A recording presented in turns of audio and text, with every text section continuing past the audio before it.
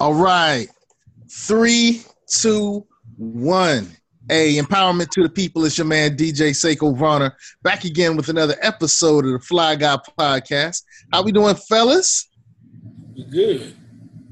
All right. Yeah, Crumb Snatcher in the house. Salute that. Cousin Sam in the house. Salute that.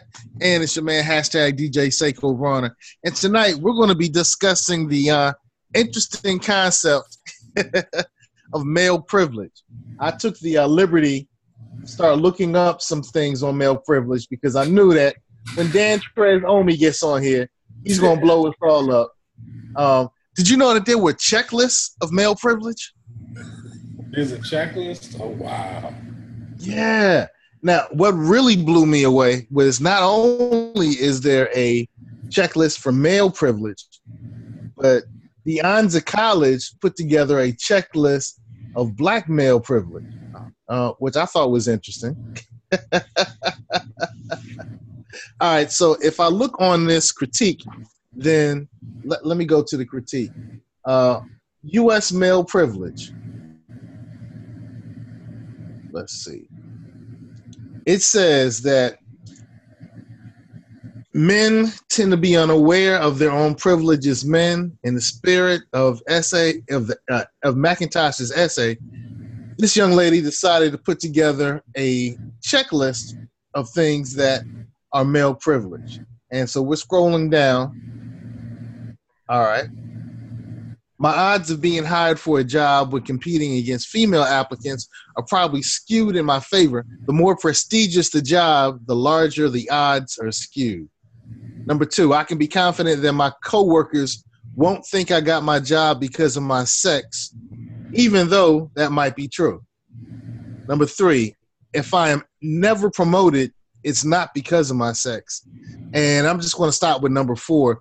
If I fail in my job or career, I can feel sure that this won't be seen as a mark against my entire sexist capabilities.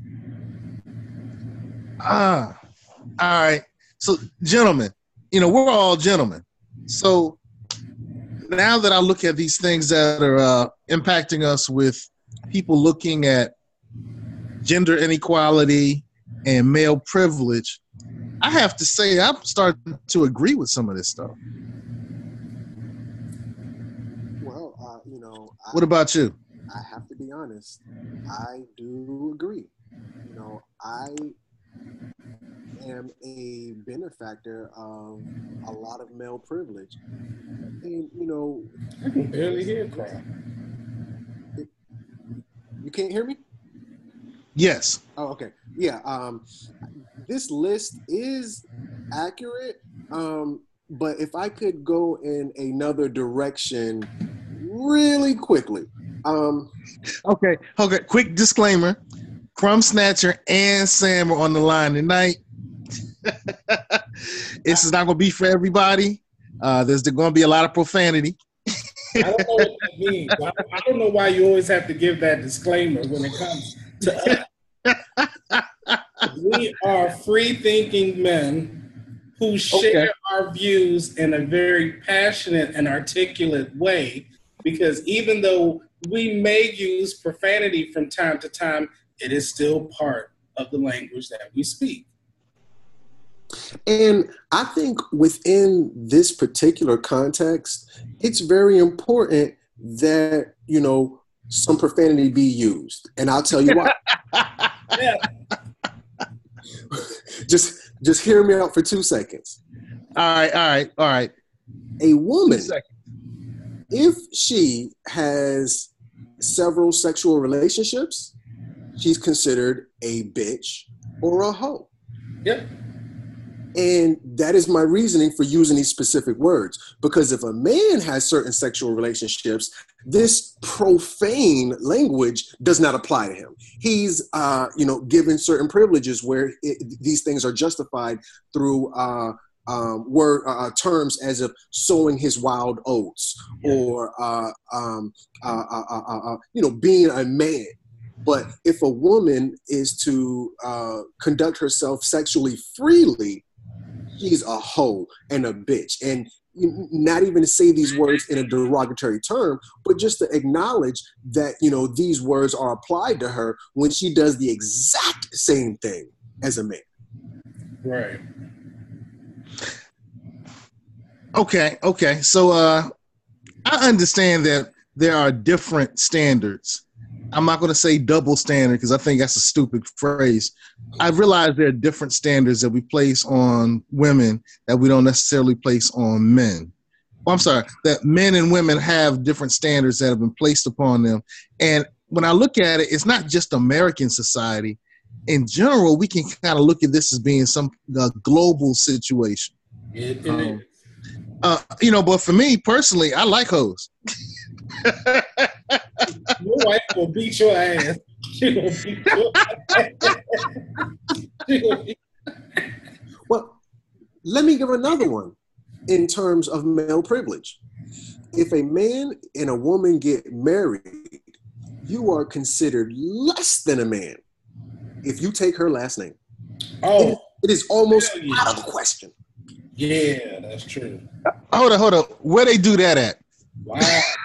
No, I mean, I've heard of it. There have been times. It's not very popular, but there's sometimes where a man will take a woman's last name. You don't hear about it a lot, but it does happen. Now, I have to admit, I mean, of course, I was straight, but I had this coworker, her last name was Gunn. Sam Gunn is like a cool last name. I'd have to kind of consider that for a second. I'm just saying. Well, I tell you what, man. If I marry Oprah, I'll be Seiko Winfrey. I got no problem with that. If I get Kelly Rowland, I'll be Seiko Rowland. I'm good with that. I've always looked at the last name as a gift. It's a gift. The only thing, it's the gift that I can give to my children, and it's a gift that I can give to my wife, whether she uses it or not, whether she hyphenates it or not. It's still a gift that I didn't necessarily see that as a form of possession, although I do see how women very often can see that as a form of them losing their identity and being possessed. And we have Dan Trez Khalifa popping in, Mr. Peace. Progressive himself.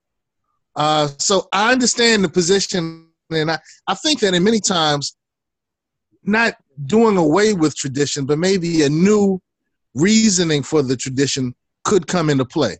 But do you consider that male privilege? Absolutely. Please.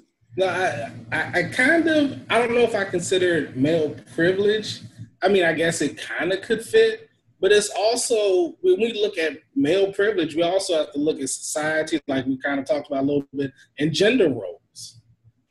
When a woman marries a man, she takes on his last name. She's known as Mrs. Such and Such. She loses a bit of her identity. So I don't think that it's really kind of male privilege, but I do think that gender roles and gender identity and how men and women are viewed really pertain to this topic. Dan Trez, we were talking about some of the concepts of male privilege as it relates to relationships. And actually, Crumb Snatcher was taking us on a trip. First of all, he said he's going to cuss a lot. That's what he said. Oh, okay. He's going to cuss a lot. And Sam said he cussing a lot too. So, Danny, if you want to cuss a lot, you can cuss a lot as well. I thought that was Sam's good. Well, they're about to give us a history lesson. I'm waiting. I just got in. I'm waiting. I'm the latecomer here. So. All right, yeah. So, Crumb, did you finish your points? Yeah. If a woman conducts herself in a certain type of way, it's considered to be slutty. Right. We've never applied the term slut to a man, even if he conducts himself in the exact same manner. In addition to that, a woman is automatically assumed to take a man's last name. I remember when Will Smith and Jada Pinkett got married, and there was a big hubbub because she didn't take his last name. But Hillary Clinton took Bill Clinton's last name, even though these were two significant people who were very established in their career. And even when Hillary ran for president, a lot of people called her Hillary Rodham. That's true. Okay. All right, so let's go through these. If I choose not to have children, my masculinity will not be called into question. Yep. Yeah, that's true. That's true. That's true. That's true. Like my brother, he's, I don't mean to put his business out there, but he's 42. He don't have no kids. Nobody says when we meet up, family meets up, nobody says nothing. They think it's actually cool. But when my sister wasn't married to had kids, she got the 3rd degree, man. She got the 3rd degree, man. All right. But is that male privilege? Yeah. And you know what? It's funny because you mentioned something that Crumb Snatcher said before about the Disney movies. And it was like the last 2 minutes of our last show. You threw that in there, and I was like, "Oh man, we can cover that." Where Crumb Snatcher was saying that Disney movies, when it has the men in the movies, for the men to be successful, they had to make these accomplishments. Save the world, save the village.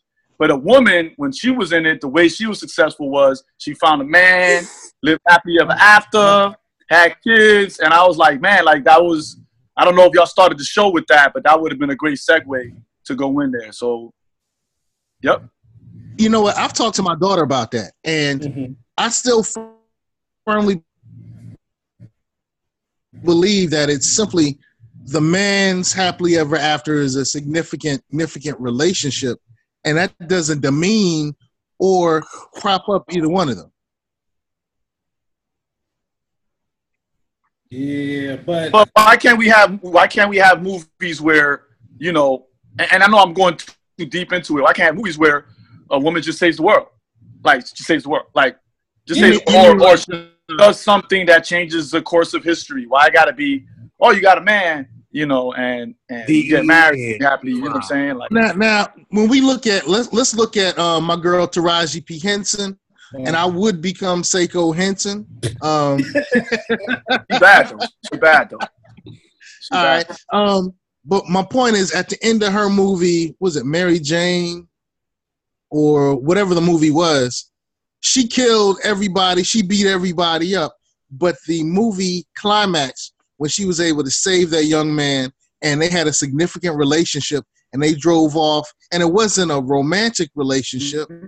She had a significant relationship. She loved this young man, and they had developed a mother-son relationship. She was the protector. She was the provider. She had just accomplished by killing up a whole bunch of folk. So I'm not saying that those movies should not happen. I'm saying that they're starting to come out. When I start looking at what happened in the last 10 years, we have movies like Akeelah and the Bee. We have movies like Wonder Woman. Salute that. I can't wait. Actually, Wonder Woman, it's got to come out. Marvel. Wonder Woman, but that's a bad example because she didn't realize her full potential until her man died. She was like, But I'm like, hold on, you're the daughter of Zeus. Like, you don't need no body to, you know what I'm saying? You just as powerful as Ares. But as soon as her man died, and it was just like, I was like, damn, you can't, not even Wonder Woman. Let's freaking Wonder Woman, yo. But whenever you look at the hero's journey in American literature and things of that, and actually the hero's journey, something really turns, something happens to that hero to make him go on that journey. So that's what that started her hero's journey. I can't say that's she was impacted by male privilege. Then they never did that to Luke Skywalker, right? They ain't never do that to Luke Skywalker because you're right. That hero's journey is from your boys, Thousand Heroes with 1,000 Faces. What's his name? He talked about that in his book. And if you look at a lot of American literature, that's where it's based. Actually, a lot of mythology, really. A lot of mythology is a hero has to go through something to overcome, to transcend that. You're right. But when you look at those stories, whether you're talking about the 12 Trials of Hercules or you're talking about Shango's resurrection, it's not because of a significant other. It was usually maybe family or loss of, property, All right, well, when I look at Oro, one of my favorite Marvel comic superheroes, it wasn't until she was in that situation where that building fell on her when her mutant powers developed. And it was the same way with all the mutants, with the new mutants. That's one out of a million, though. That's one out of, I feel you, but that's like one out of a million. I'm simply saying that may have been the archetype in the past, but within the last 10 to 15 years, I've started to see more and more hero journeys where the woman ended with a significant accomplishment. And I don't think that that's necessarily the archetype that it was traditionally. When we were talking about the old Disney movies and the old cartoons, we were going back way in the 50s and in the 60s. But I think since the year 2000, I'll always tell people that the world changed in 2000. That was the dawning of the age of Aquarius. That's when the man's walking around with water. That's when the gender roles really started flipping. So I think since 2000, you can look back and you can see that since 2000, a lot of those things that we're talking about have changed. And we need to find ways to propel that change, to continue it, because I want my daughter to live to her greatest potential. I hear you. And I want yours too, So I don't necessarily disagree. As a matter of fact, when we got on, I was saying that after I read some of this male privilege checklist, I started agreeing with the concept of male privilege in a way that I hadn't before. Okay. Cool. Real quick question. Is Clever going to come on? That's up to Clev. She said she's going to try. All right. If I'm careless with my financial affairs, it won't be attributed to my sex. That happens quite often. Yeah, that's true. And particularly, I hear that a lot when I hear people say a woman shouldn't be like a CEO or a woman shouldn't be like a leader because president. Yeah, exactly. Because like if she messes up, it's because time of the month or whatever. It's never like, well, is she capable? Because if I do it, is whether I'm a capable leader. It's not whether I'm a man. It's whether I'm a capable leader. Mm-hmm. And we see that happen quite often. Usually it's through suggestion. They'll say, "Oh, no, that's not a good idea." Or look, even at work, if my supervisor comes down on me, if I don't do my job today, and I have a male supervisor, and he's like, "Hey, Dan Trezoma, you ain't do your job today. This is why you do your job today. You need to get on that." He counsels me, right? Right. But if a female supervisor does it, they be like, "Oh man, she's just being a bitch." She's just being a bitch. She's just like, it's never like, I'm not doing my job. Yeah. It don't matter who tells me I'm not doing my job. I'm not doing my job. My supervisor's supposed to tell me you're not doing your job. And I see that happen a lot, whether it's financial, whether it's, a leadership decision, it's always like, oh, because she's a bitch, she's a woman. And it's never attributed to, was she capable? Just like a man, I'm not capable, Yeah. But is it the way that that woman, that supervisor would approach you? Well, don't get me wrong. I'm not saying you should be abused, right? Like if I'm not doing my job, my supervisor should have come in there, "Hey, you little bitch ass motherfucker, what's your fucking problem?" He shouldn't say that to me. He should be like, "Hey, Mr. Rodriguez, Dan Trezoma, can I talk to you for a second? What's up? Come into my office." Like, "Hey, well, today your performance was poor." And I've seen situations where women in leadership position have come to their male subordinates and said, "Hey, the same thing. I need you to come into my office. I need you to talk to me.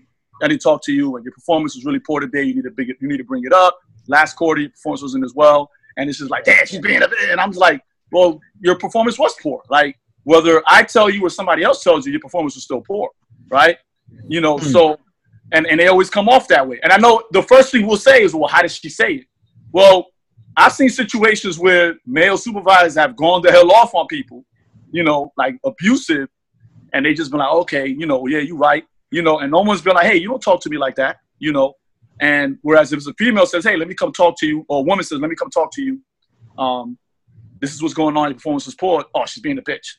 And I'm just like, I've seen situations where a coworker who's a female has told another male coworker something, and they've gone off, and I've said, well, yeah, she's actually right. You did do this and this and this and this. And they've been like, oh, I didn't think about it like that. And I'm like, she just said that. Like, she literally just said that. Like, she said, I'm just repeating what she said, you know?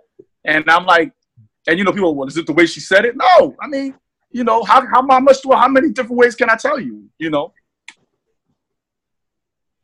You know, and if I could add value to that portion as well, I can remember, you know, good, bad, or indifferent, you know, no matter, an asshole is an asshole, period. But if a woman is an asshole, oh, she needs to be, you know, she ain't had no sex in a while, and, you know, Yep. You know, it's always associated with her sexuality. Yep. You right.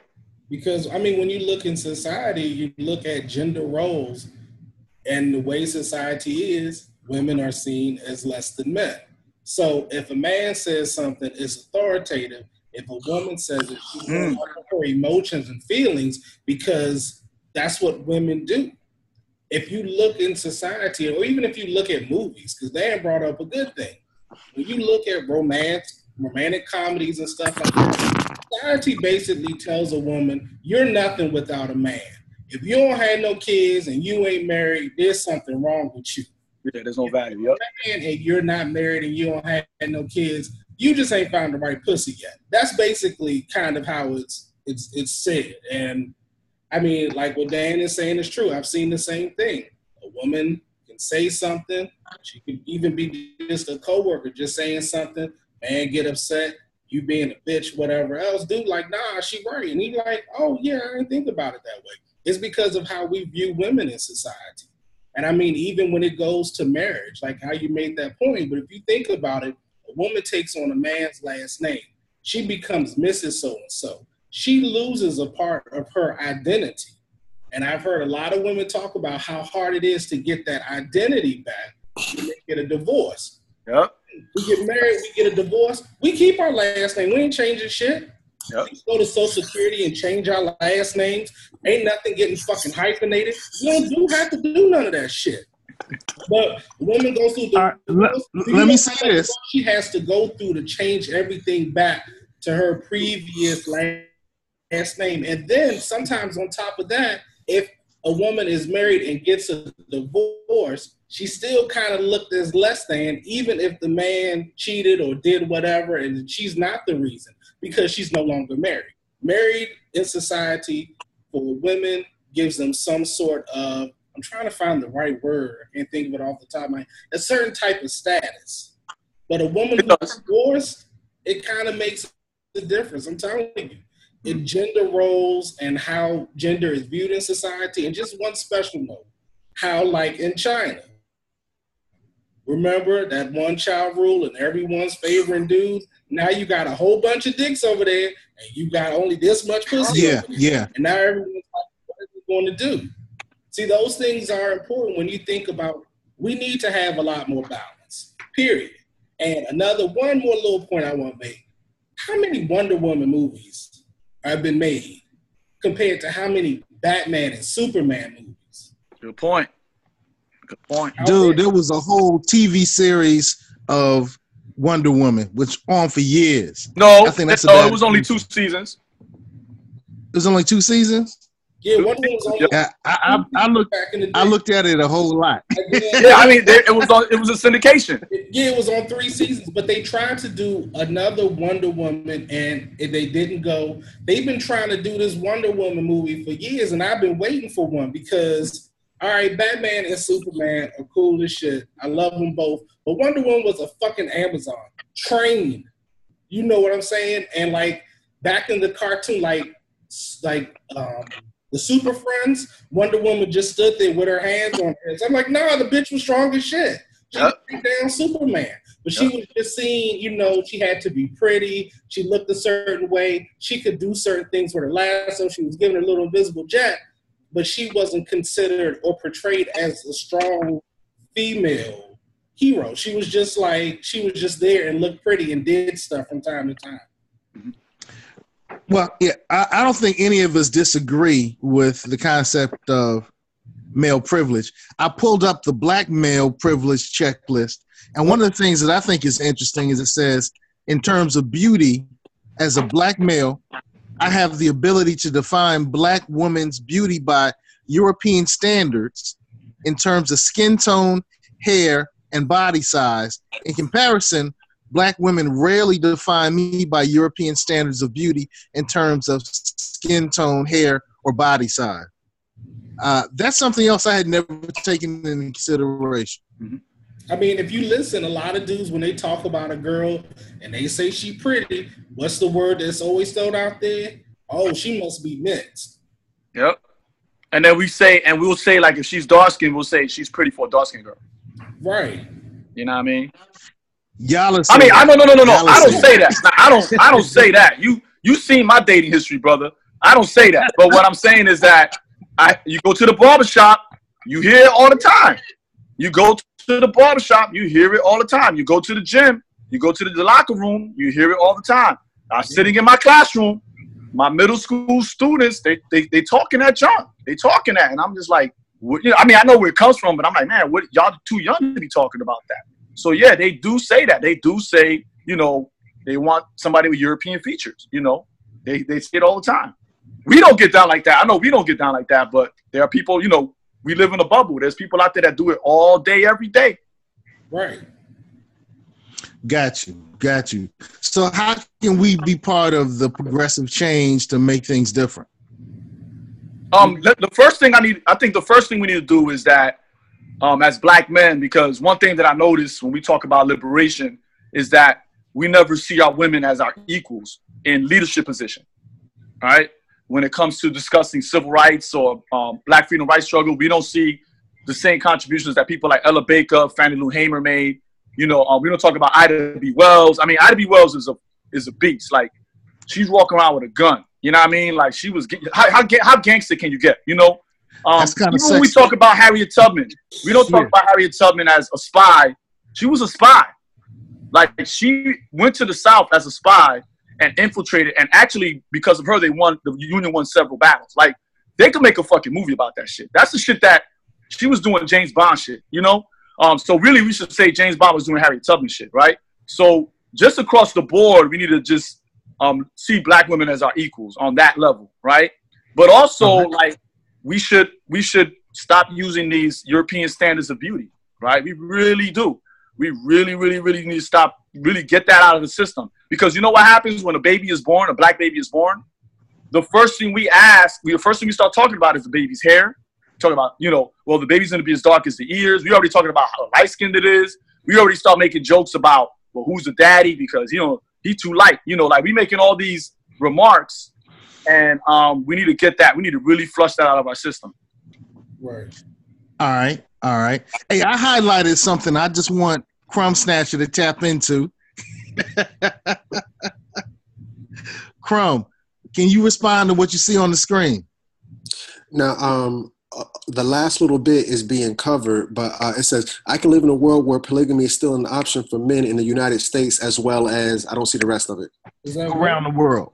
Oh, I can live in a world where polygamy is still an option for men in the United States as well as around the world. Well, really quickly, because I know we got about 5 minutes left, polygamy is a little bit of a poor word. The word is truly tribal living. And I think even in this specific conversation, it is critical, because in terms of tribal living, when we look at how our original communities were developed, they were developed under matriarchies where women ruled. So in terms of polygamy, I think, you know, even though there's a backward sense under this patriarchal ideology that we currently live under, if we were to actually become polygamous in a democracy, because in a democracy, the majority rules. So in a household, because a nation is composed of states are composed of cities, communities, communities down to the household. And if there are a majority rule diplomatic organization within the household, then this polygamous unification would turn out where the women are are going to be the ones who really take that lead. So in terms of polygamy, I think it is more of a matriarchal tribal living that would be a little more empowering to our women. All right. I thought we need to tap that in. So Crumb Snatcher, what do we need to do to make sure that we can help reduce the amount of male privilege as it harms our women? We have to put our women back on the throne. The reality is the melanated woman specifically is God. She is the one who gives life. No life can come onto the earth without the woman. You know, I think it's like 99% of all life comes through anything female. You know, dogs, you know, are only going to come through a female. So once we exalt our women back to their rightful place, we're going to bring balance back to the world. One last point. We have been living in a state of perpetual war because men rule. If our women take that leadership role back, I guarantee you we're going to see less wars, we're going to see less poverty, we're going to see less homeless people, we're going to see less orphanages, less elder old folks homes. I forgot what you call them. But nonetheless, we are out of balance because our women don't rule anymore. All right. Sam, what do we need to do to stop harming our women through the exercise of male privilege? I think that we have to check ourselves. That's really the best way. We have to be conscious of what we say and what we think in ideologies. And I'm realizing that with my niece because she's 11. And I watch a lot of these like Nickelodeon shows and stuff with her. And I make sure to tell her, you don't have blonde hair. You don't have blue eyes. But that can be beauty for some people, but don't make that a standard for yourself. You're beautiful the way you are with your own hair. So whether you rock your natural hair or you get extensions or whatever you choose to do, you're beautiful in the skin that you're in, because I think it's important as men to also encourage and let the young women in our lives know that they are beautiful and not to compare themselves to European standards of beauty. I can't go all conscious on her just yet. She's just 11. So I got to do it in steps. I got to do nice little things. And then when she gets older, then we can, you know, go a little bit deeper. But I think starting there is a good place. Got you. Hey, we have a minute left. So Dan Trez, tell us about your podcast and how people can catch up with you. Where my Killer tape at? Killer spelled Killa. I'm on SoundCloud, Apple Podcasts, Stitcher, Google Play. Just Dan Trez on me. If you Google that, you'll find me in all those platforms. And just real quick, I know I talk about this a lot, but if we say that we love and respect our black women, we need to do that in action as well as just what we say. Because a lot of times we just talk about love and respect and treat them as queens, but we don't actually do the action for that. We need to start doing that more often. Got you. Crumb Snatcher, take us out of here, bro. What's good? Tell us about your movement, the things you have going on. I'm your boy Crumb Snatcher. I am on Facebook as Crumb Snatcher, and I am on YouTube as Crumb Snatcher. I'm on Instagram as Crumb Snatcher. Peace and love to the family. Salute everybody. Love y'all. Thank you for having me on Fly Guy Podcast. Fly Guy Podcast. Hey, Sam, what's that IG link, bro? What's that IG link, Sam? Sam's Corner 2018. Sam's Corner 2018. Yep. That's what's up. Well, brothers, this was a great episode. We want to make sure we uplift our sisters. We want to uplift women in general.